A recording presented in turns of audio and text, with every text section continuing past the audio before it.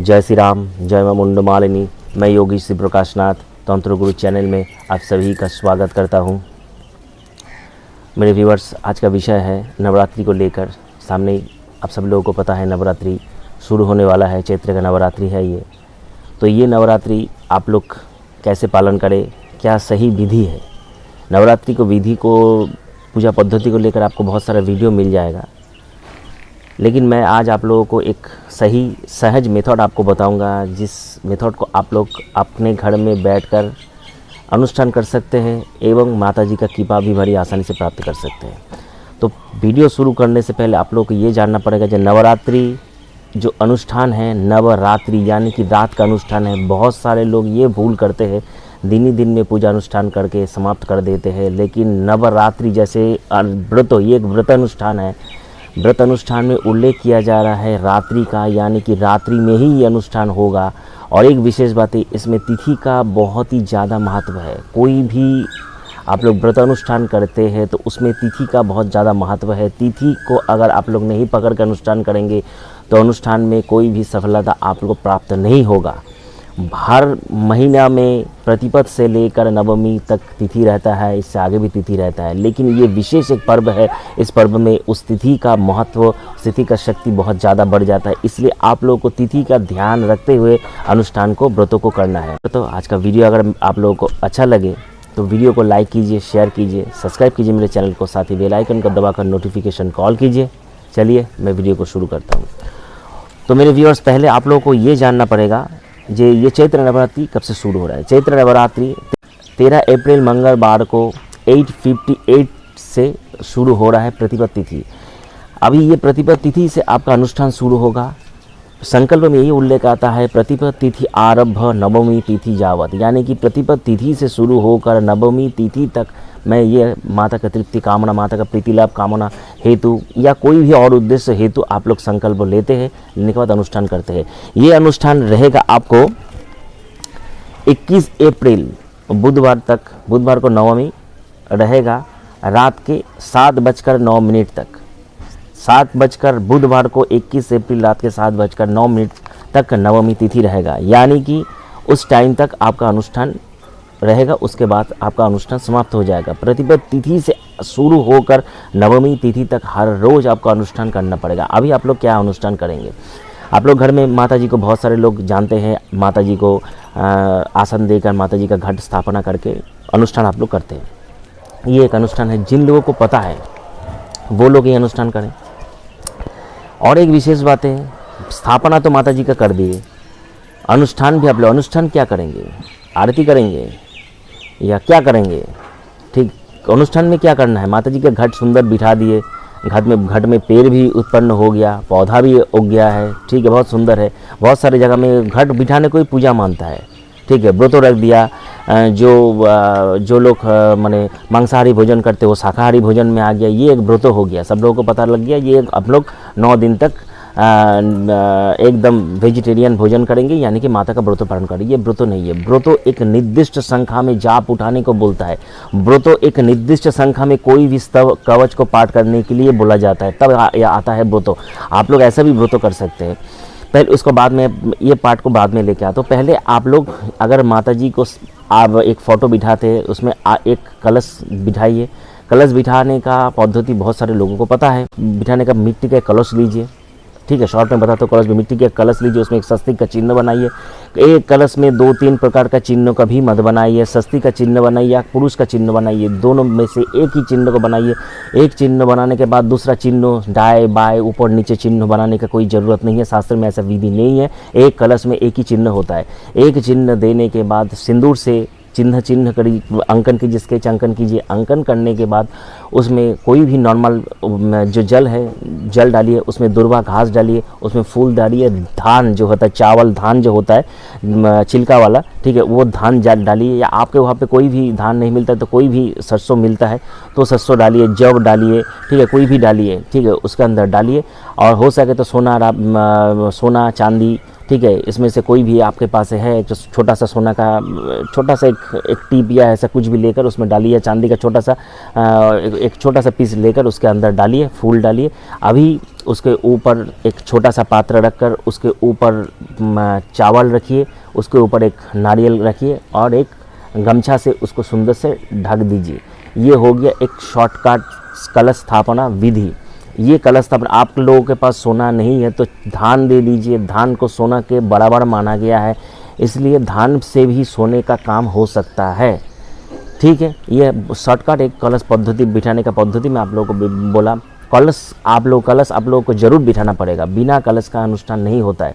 कलश यानी कि सर्व देव देवता का तृप्ति प्रीति लाभ कामना हेतु ये कलश को स्थापना किया जाता है, इसलिए कलश को जरूर बिठाइए। कलश को बिठाने के बाद अभी आप लोगों को शुरू हो रहा है मूल पर्व। आप लोग को अनुष्ठान क्या करना है। बहुत सारे लोगों को आप लोग देखेंगे, मुझे तो देख कर हंसी लाता है, वो माता जी का घट तो बिठा दिया, आरती किए, कीर्तन किए, गुणगान किए, बस हो गया माता जी का पूजा अनुष्ठान, व्रत अनुष्ठान। ये व्रत नहीं है, ये व्रतो नहीं है। व्रतो यानी कि आपके गुरु जी ने आपको जो दीक्षा के समय जो मंत्र दिया था, उस मंत्र का विधिवत जाप उठाइए। जो जाप शंखा है वो गुरु जी बता देंगे। शास्त्र में एक उल्लेख है, इसको एक ये जो पर्व है नवरात्रि का जो पर्व है, इसमें एक खंड पुरुष चरण होता है, एक आधा खंड यानी कि आधा पुरुष चरण होता है। अभी जिन लोगों का दीक्षा हुआ है तो उस दीक्षित मंत्र का दीक्षा के समय गुरुजी ने जो मंत्र आप लोगों को पहुंचाया है दिया है, उसी मंत्र का अनुष्ठान कीजिए। जाप संख्या अपने अपने गुरुजी से पूछ लीजिए। ये गया एक नंबर। अभी जिन लोगों का दीक्षा नहीं हुआ तो वो लोग क्या करेंगे। अगर आप लोगों को देवी सप्तशती का पूर्णांग पाठ करना आता है, संस्कृत उच्चारण हिंदी उच्चारण कुछ भी आता है, तो उसका विधिवत पाठ कीजिए हर रोज। अगर नहीं आता है तो अर्गला स्तोत्र पाठ कीजिए, कुंजिका स्तोत्र पाठ कीजिए, देवी कवच पाठ कीजिए। ये सभी जो कवच स्तोत्र का उल्लेख मैं किया, ये सभी कवच स्तोत्र मेरे चैनल पर आप लोगों को मिल जाएगा। मैं ऊपर आई बटन में लिंक दे दूंगा, आप लोग एक बार देख लीजिए। अगर आप लोगों को उच्चारण सही से नहीं आता है तो पहले इसको कोई किताब से इसको देख लीजिए, हाथ से लिख लीजिए। लिखने के बाद मेरे बताए हुए जो चैनल पर जैसे उच्चारण करके इसका पाठ किया हो, उसको देखते हुए आप लोग इसका उच्चारण करके, इसको अभी भी समय है आपके पास।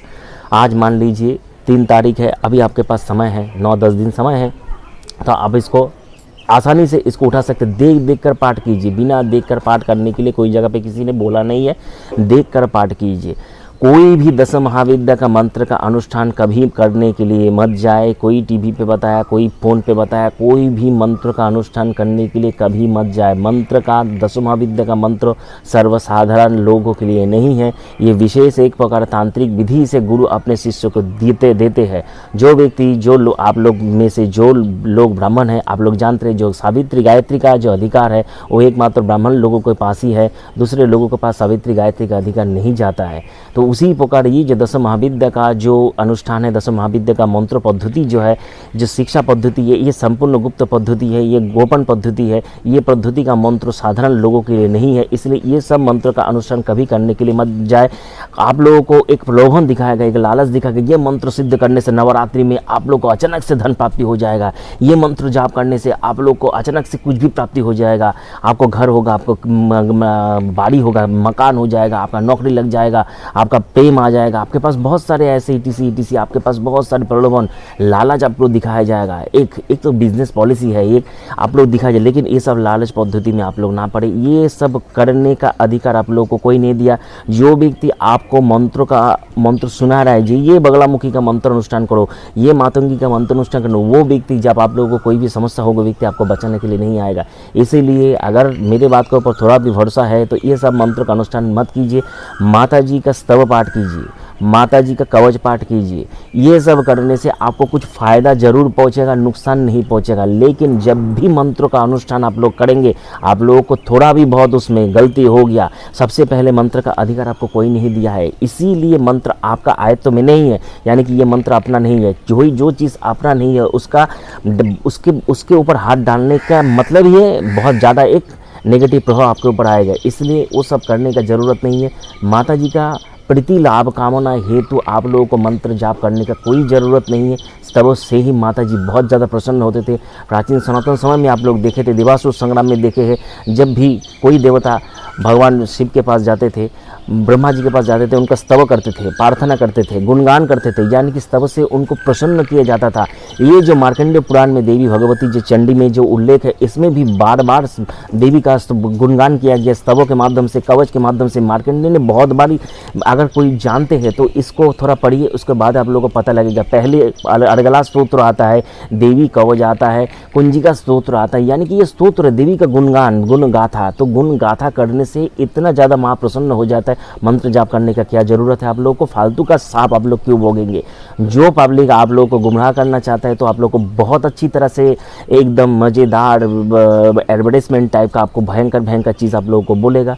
उस चक्कर में मत पड़िए, आपका जीवन को, खुद का जीवन को बर्बाद मत कीजिए।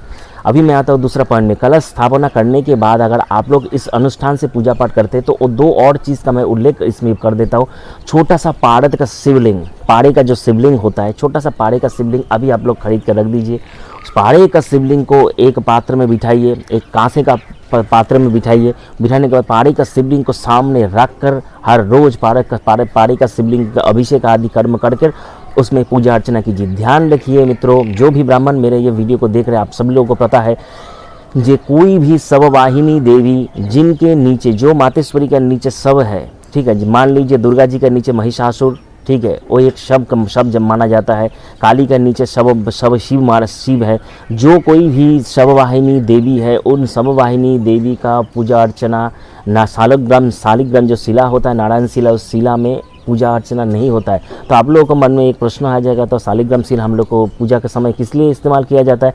शालिग्राम शिला जो इस्तेमाल होता है, ये एक साक्षी, नारायण को साक्षी रख कर पूजा अनुष्ठान किया जाता है। लेकिन शिव के ऊपर, पारद शिवलिंग के ऊपर या बानेश्वर शिवलिंग के ऊपर, जिन लोगों के पास बानेश्वर शिवलिंग है, वो लोग सीधा बानेश्वर शिवलिंग को बिठाकर कोई भी अनुष्ठान कर सकता है, कोई भी देव का पूजा कर सकता है, कोई भी देवी का पूजा कर सकता है, किसी भी प्रकार का पूजा वो कर सकता है, कोई असुविधा नहीं है, कोई रोक टोक नहीं है। लेकिन शालिग्राम शिला में हर प्रकार देवी देवता का पूजा पाठ नहीं हो सकता है। ये शास्त्र विधि है। मैं कुछ रचना नहीं करता हूँ।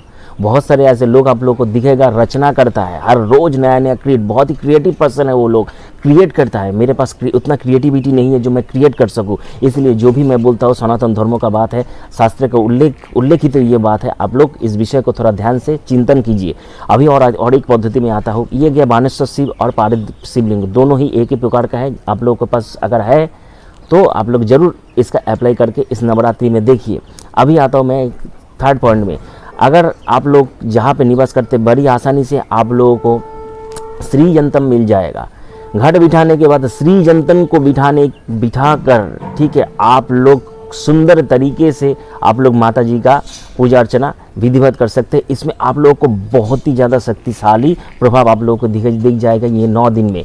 ध्यान रखिए मित्रों, 9 दिन में कोई भी स्तव का पाठ कीजिए, कोई भी कवच का पाठ कीजिए, एक विशेष संख्या में पाठ कीजिएगा। मेरा मानना है ही तो 28 बार हर स्तव को पाठ कीजिए। 3-4 स्तवों को पाठ करने का जरूरत नहीं है। मान लीजिए कुंजिका स्तवों को आप संकल्प जब लेंगे, संकल्प का एक विशेष महत्व है। संकल्प जो लोग ब्राह्मण है जानते हैं संकल्प कैसे लिया जाता है। जो लोग नहीं जानते हैं तो सीधा उतना चक्कर में मत पड़िए, उतना पूजा अर्चना का चक्कर में मत पड़िए। जितना पूजा अर्चना के चक्कर में आप लोग जाएंगे, आप लोग का दिमाग खराब हो जाएगा। किसके बाद क्या करना है, पंचामृत तो क्या है, पंचगोब्बो क्या है, पंच देवता का कैसे पूजा किया जाता है, पंचतत्व तो क्या है, ये सब बहुत सारे झमेला वाला बात है। इस चक्कर में मत पड़िए। हाथ में सिर्फ एक फूल लीजिए, एक फल लीजिए, थोड़ा सा चावल लीजिए, हाथ जोड़ के भगवान से विनती कीजिए, हे प्रभु आज मैं प्रतिपद तिथि से नवमी तिथि तक आपका प्रीति कामना, यानी कि देवता का प्रीति कामना, अगर देवता आपसे खुश हो जाता है तो आपको और क्या चाहिए। इसलिए मैं मातेश्वरी आपका प्रीति कामना हेतु प्रतिपद तिथि से नवमी तिथि तक प्रत्यह मैं अमुक संख्यक जाप करूंगा। अमुक संख्यक यानी कि 28 बार उल्लेख कीजिए। आप लोग को है 28 बार, सर्वनिम्न 28 बार जाप कीजिए, 54 बार जाप कीजिए, ठीक है, कुछ भी संख्या में जाप कीजिए, लेकिन उल्लेख कीजिए माँ 28 बार, 28 बार मैं जाप करूंगा, माँ मैं 54 बार जाप करूंगा। इससे ऊपर जब संख्या का उठाइए मत, इससे संभव नहीं है। कोई बड़ा बड़ा कवच है तो इससे ऊपर संख्या में आप लोग जाप नहीं कर सकते। तो 28 बार या 54 बार ही जाप को उठाने की कोशिश कीजिए। विधिवत संकल्प में एक ही दिन आपको बोलना है, प्रतिपद तिथि में ही आपको बोलना है, नवमी तिथि तक आपको विधिवत सेम टाइम में ये अनुष्ठान करना है। ध्यान रखिएगा, जब भी तिथि हो, मान लीजिए प्रतिपद तिथि आज दोपहर से कल शाम तक प्रतिपद तिथि रहेगा, तो प्रतिपद तिथि के समय में ही आपको अनुष्ठान करना है। इससे आगे पीछे अनुष्ठान नहीं करना नहीं है। अगर इसके आगे पीछे अनुष्ठान करते हैं तो आपका तिथि का महत्व जो है आप लोगों को नहीं मिलेगा। मैं अपने इस वीडियो में जितना हो सके मैं कवर करने की कोशिश किया। अगर आप लोग को इस पूजा अर्चना के विषय में अगर कुछ भी जानना है तो मैसेंजर पर संपर्क कीजिए, वहाँ पे मेरा चेला है, आप लोग को ज़रूर बता देगा। आज का वीडियो अगर पसंद आए तो वीडियो को लाइक कीजिए। मैं फिर मिलता है एक नए वीडियो में। हरि ओम तत्सत।